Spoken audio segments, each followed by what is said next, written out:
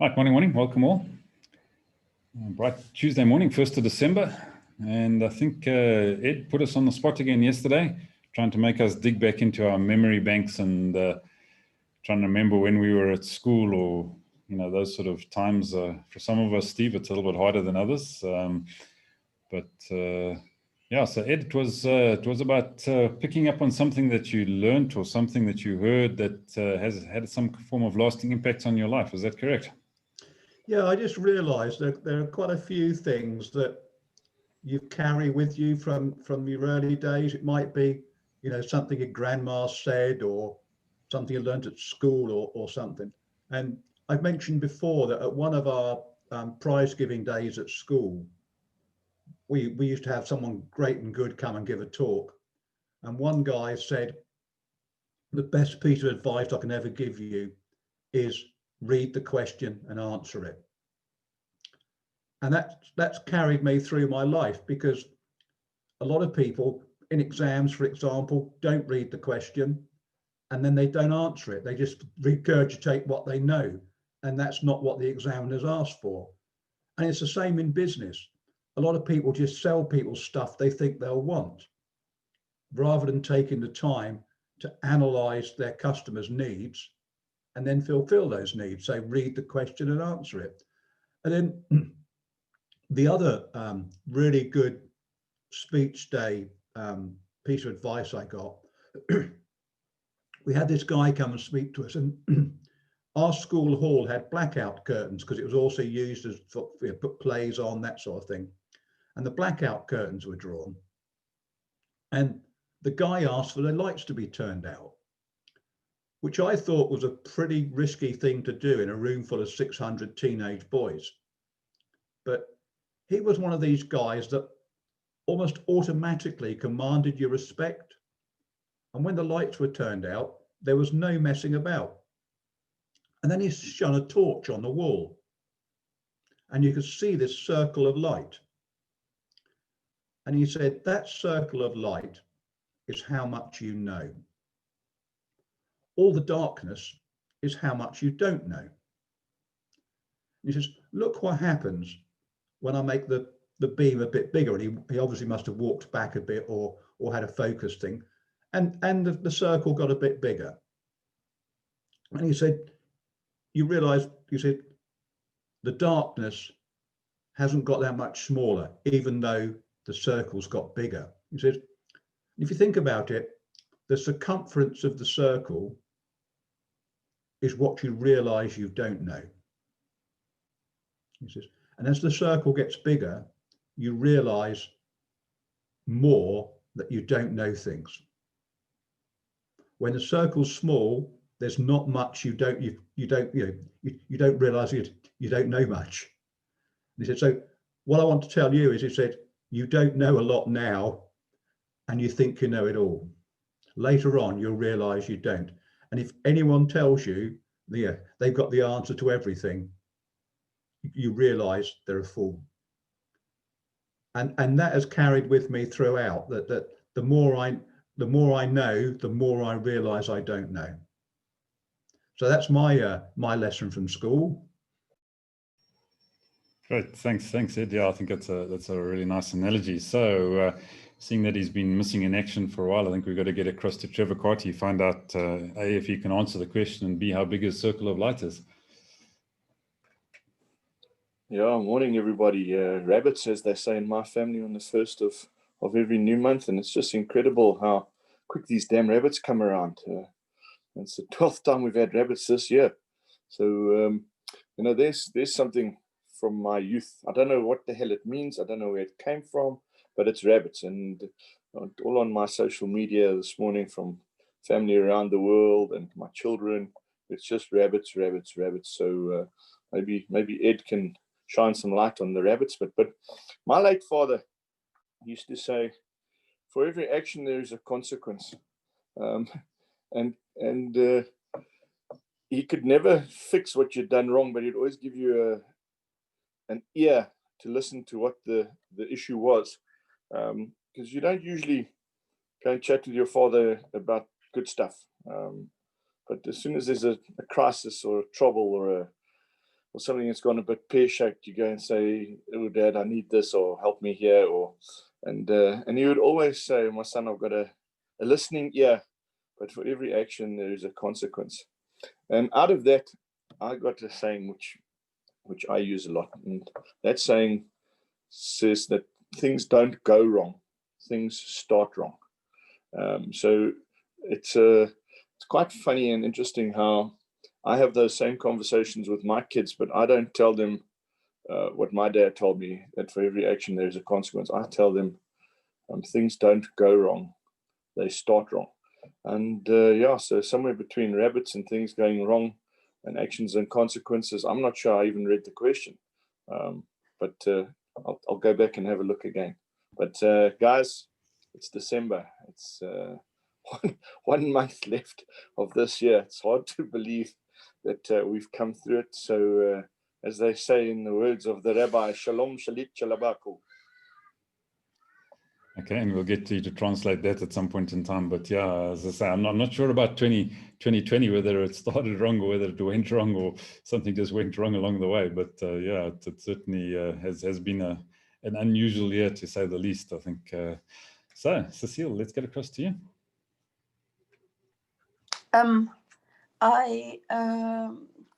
Yes, my dad always, well, when we were very small, so my dad said that the best thing any person can have when you start working is to, and maybe this is old-fashioned news nowadays, I don't know, is to buy your own house and put a part of your salary away and buy your own house, invest in your own house. It's not a liability, it's an asset.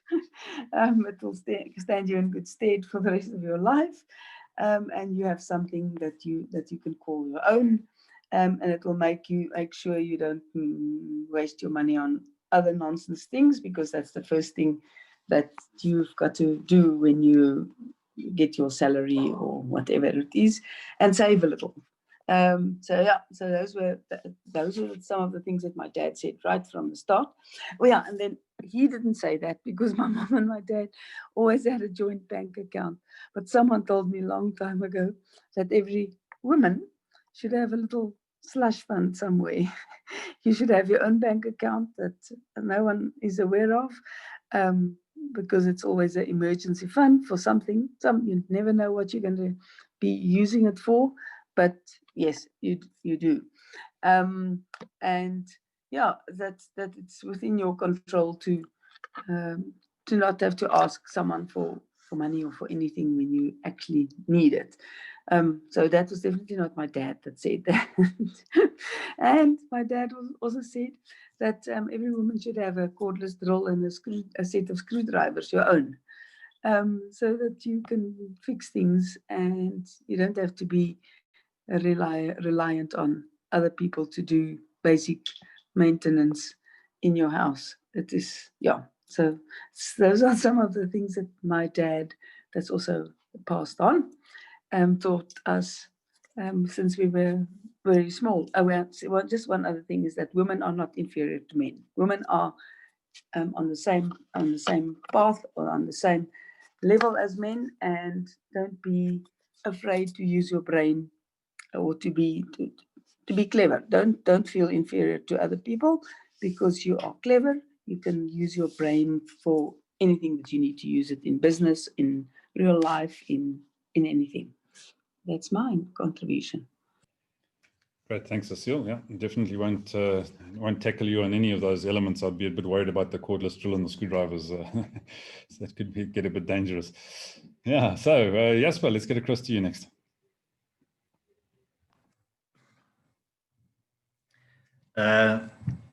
I didn't learn much when I was young, although I love that story of Ed with the light and the darkness and all of that.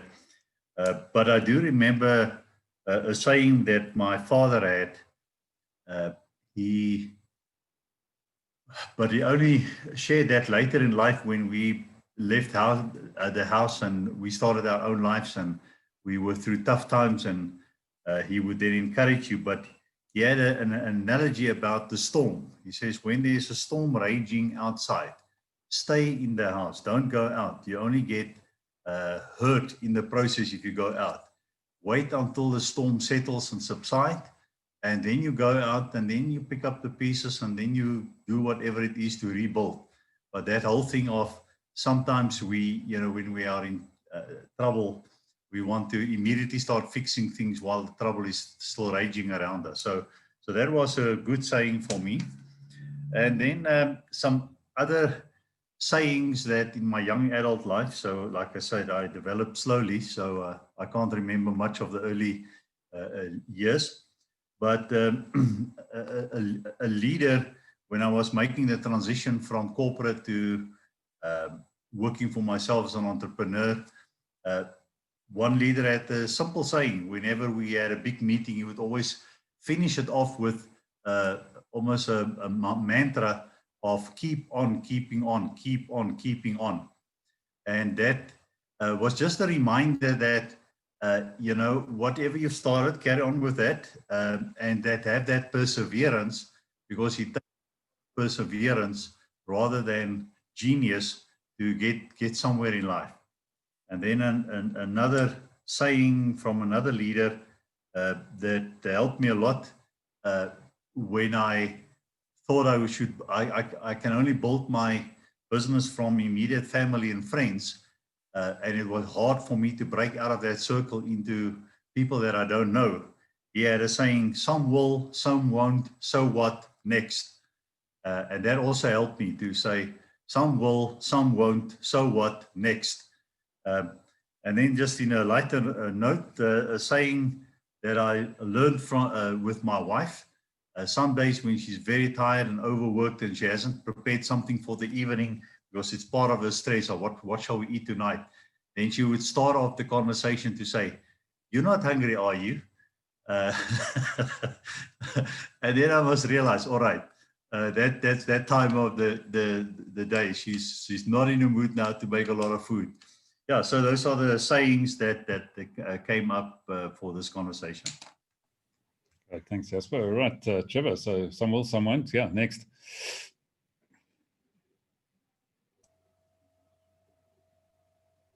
Is that me? That's you. I was just enjoying it, but quite interesting that I'm having extreme difficulty in going back as to what influenced me positively in my younger days.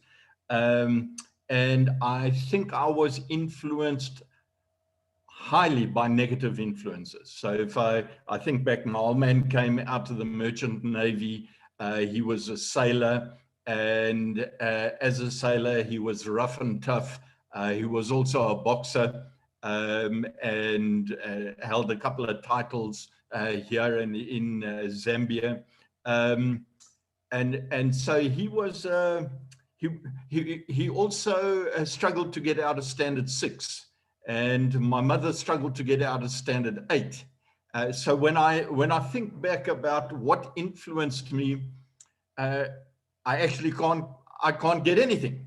And I think, you know what, I just didn't want to do what my folks were doing. My old man was a heavy smoker, and from my earliest of days, I just had an absolute hatred for smoking, because in those days, my old man used to flick cigarette butts into the toilet. Man, I could not stand a cigarette butt in the toilet. And I think, and listen, this guy, he took me all over the place. He put me into the car. If there was anything that I needed to do, to play rugby, to play sport, he loved the sport that I actually played, and was hugely supportive.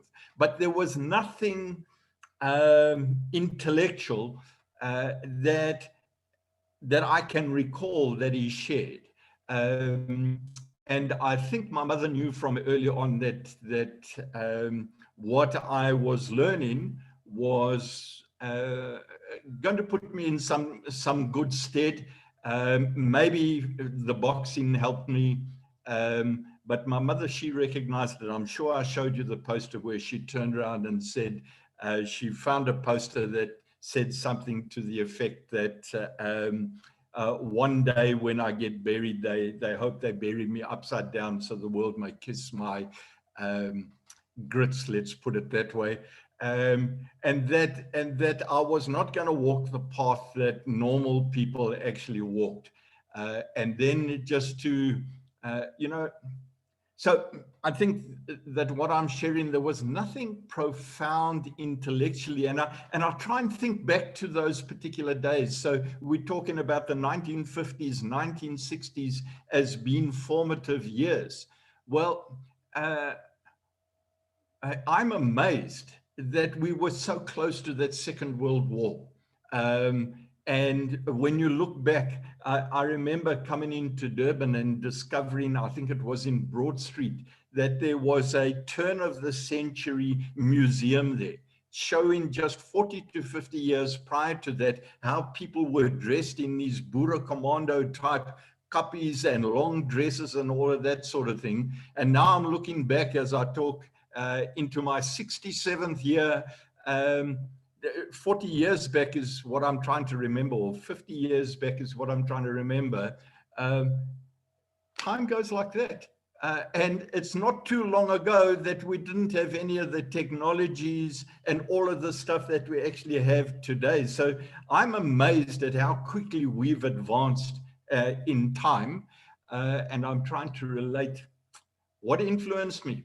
If when I was on the beach, if people were trying to get me down, I'd probably use that boxing intellect to get out of stuff. When I was surviving on chocolate milk and a couple of slices of polony a day, and still playing pretty good sport while on the beach.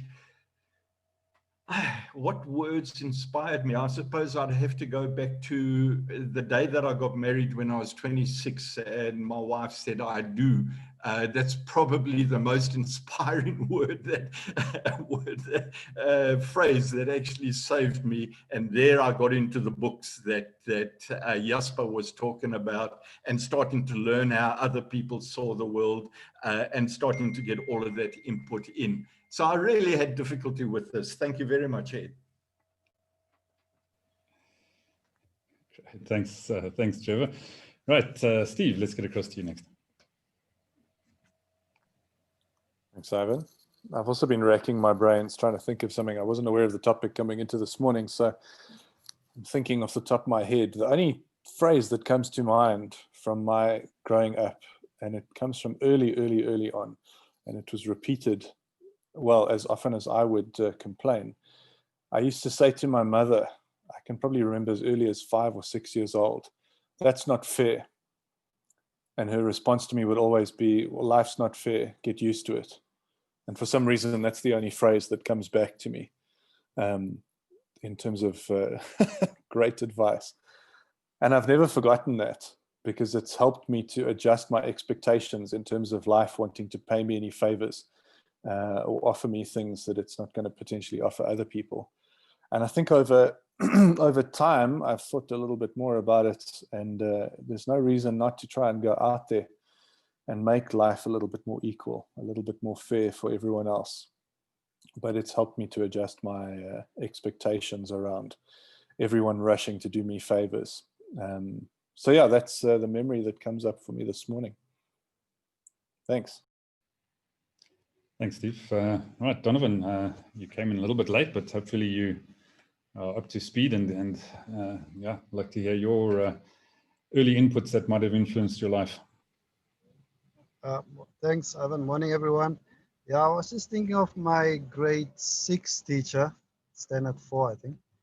Yeah, she used to talk to us, you know, between lessons, like I think you can call it pep talks, just talking about life in general and motivating us. So she didn't really say something specific, but she encouraged me to the point where I really excelled in my studies. I got first prize in my class that year just because of how she motivated me. So I'll always remember that. Thank you. Thanks, Donovan. Yeah, I must admit, I also really struggled with this particular question. It was an interesting one for me because my school years, were also not my most favorite part of my life, to be perfectly honest. And but interesting enough, as Donovan was talking there, what did come to mind was my standard 3 teacher, a lady by the name of Miss Holly. She was quite an amazing character, and probably the best teacher I had in my entire school career. And she used to love giving us some mental arithmetic tests. So you sit in the class there, and she would start rattling off a series of numbers with pluses, minus, multiplies, and all the rest of it, and you had to try and keep up with her and work out what the end number was. And for some reason, I really enjoyed that and was pretty good at it, and that sort of stuck with me my entire life. Is just the ability to do mental arithmetic fairly quickly and things like that. So yeah, from a school perspective, as I say, I really didn't I didn't find a huge amount during those years that excited me in any form or manner, to be perfectly honest. And really started to find inspiration, I think, once I'd left school and started working.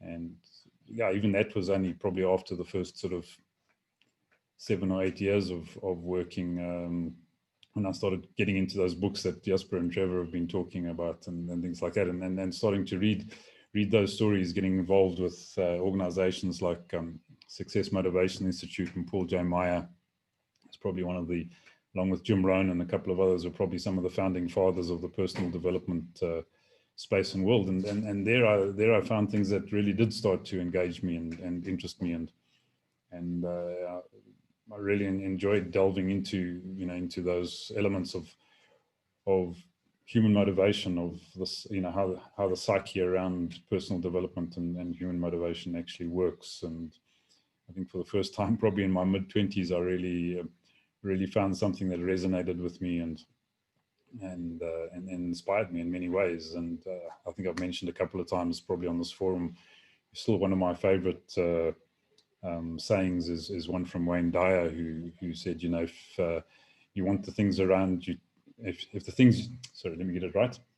If you want the things you look at to change, then you need to change the way you look at things.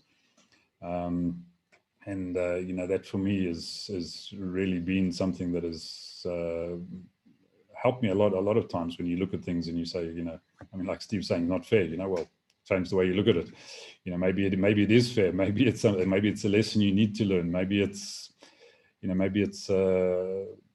something that's there to teach you something. So instead of complaining, look for the positive in it. Look for the lesson out of it. And I think that's a real lesson that I've learned in my life is be prepared to learn. I think Ed's analogy with the torch for me is a superb one, because you do, as you learn more, you realize how little you do really know, and that circle of darkness, I think, just gets bigger and bigger around the circle of light in the middle. Doesn't really matter how much you learn, you just realize there's just so much more out there that you can learn, and if you really want to. And I think our capacity as humans to learn is almost infinite. It's just to have the will and to have the desire and have the real interest in what it is that you're learning. For me, forced learning is counterproductive. I think it's got to really come out of a deep, starting with a deep curiosity and interest in whatever that subject is, and then learning becomes quite simple. So yeah, that's really my sort of take on the whole thing. And as I say, I really scratched around in those memories to try and find something without much success either. So yeah, an interesting question. Right, so that's all of us, I think, for the morning. So yeah, we've got, as you know, we've got the Wisdoms UK Summit coming up at midday our time today. So what's that, in sort of 3.5 hours time? If my maths is right. Is that right, Ed? Yeah, actually, Ivan, seeing as we've got a little bit of time, can I challenge your mental arithmetic? I suppose you can try. I don't know if it's it's fully working this morning yet, but you can give it a go. Right, you're driving a bus, and when it leaves the depot, there are 5 passengers on it. At the first stop, 3 get off and 2 get on. The next stop, 3 get on and 2 get off. The next stop, 4 people get on and 1 person gets off. The next stop, 3 people get on and 1 person gets off. When you reach the depot, what's the name of the bus driver? Unfortunately, I'm going to cheat on that one, Ed, because I've heard it before. So it's damn. It's amazing how many people do not know the answer to that one. Yeah. So that's Unfortunately, I have heard that one before. So I picked up on that when you started off. But yeah. How stupid does he think we South Africans are? I mean, you know what? Now that is something that we learned prior to grade 1, man. Do you know, no one in the UK knows that. I use it a lot of the time, and it's amazing how many people just do not know the answer because the people don't listen. So Ed, we know. No one in the UK knows. Yeah, those of us who flunked school have to really stay awake because it's all the people with fancy qualifications that try and trap us on these trick questions. Yeah, so here's the real trick. Trevor, what's your name? And what are we doing tomorrow? Ivan, I think this brings up something there. I was just going to say this is the difference between being intelligent and being sharp. And you know what, I think Ed would be a good one to lead us on what is the difference between being intelligent and being sharp. And I was actually quite embarrassed when after listening to everyone here with things that actually motivated them from their younger days, and I had to justify to myself while looking out of the window that my savvy comes from street smarts. And if I think back at how I used to run through the streets of Durban in streets that people wouldn't want to run around, survival only came back from street smarts. So what's the difference between intelligence and being sharp, and how perhaps where are we on that scale? Is there a difference between being intelligent and sharp? The other thing that I was going to put in, I wrote a word here. Ed brought up at the beginning of the week, the difference maker. And as I thought more about that topic, and having produced this thing, how to make a difference in the lives of others and get thousands of testimonials, which ended up becoming the difference maker when Ivan and Lee put in their experiences together in that program. And listening to Ed, I thought to myself, am I actually a difference maker? And my analysis of myself is that I'm primarily a catalyst. And maybe that is a word that we want to, is there a difference between being a difference maker and a catalyst? And that might be something interesting to discuss. Maybe Steve can analyze that. I view myself as a catalyst rather than being a difference maker. So perhaps a catalyst for change. A catalyst can have multiple effects, can't it? So a catalyst can cause things to explode or can cause things to work well together. So yeah, I think. Now you understand me. Yeah. All right, great. So yeah, sharp on your wits and work on your intelligence, and see if you can find a catalyst to make those work together. And we'll chat about it all tomorrow. So have a good one. We hope to see you. Yep. I must admit, I'm a bit confused because Trevor introduced 2 subjects there, really. Yeah, I know, but Ivan is the bus driver, so he'll select one of them and work with it. Yeah, so I'm surprised he didn't introduce 3 because normally he gets to 3, on a regular basis. But maybe he's getting a bit old and he's going to get to 2 now. So, so we'll have to work out that one as well. Okay. Hope to see you guys a bit later on the Wisdom's UK Summit. If you can make it, it'd be great. Otherwise, we'll see you in the morning. Have a good one. Go well.